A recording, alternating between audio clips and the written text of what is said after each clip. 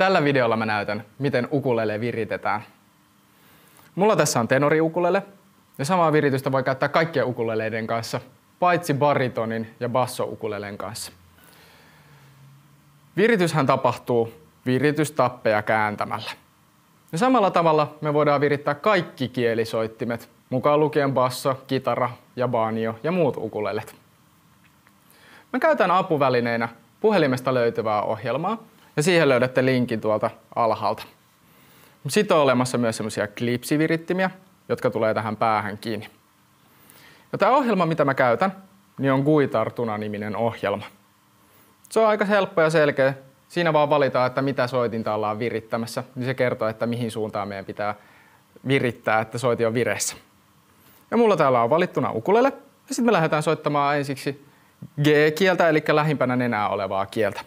Ja katsotaan, mitä tämä ohjelma sanoo. Se sanoo tune down, eli nyt me lähdetään löystämään tätä kieltä niin paljon, että se on siellä keskellä.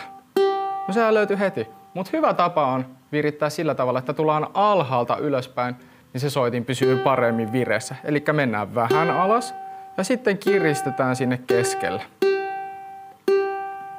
Näin. Ja nyt se muuttuikin vihreäksi. Sitten mennään seuraavaan kieleen, eli C-kieleen. Se sanoo tune up, eli nyt me kiristetään tätä kieltä. Ja se löytyi sieltä. Nyt se muuttui vihreäksi ja sitten voidaan mennä seuraavaan kieleen, eli E-kieleen. Se on aika hyvä siellä keskellä. Sitten on A-kieli.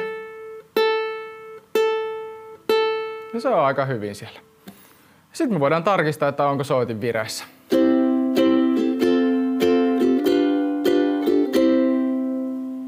Kuulostaa aika hyvältä. Ja virittäminen kannattaa tehdä aina ennen kuin alkaa soittamaan, niin sillä varmistaa, että soitin on hyvin vireessä.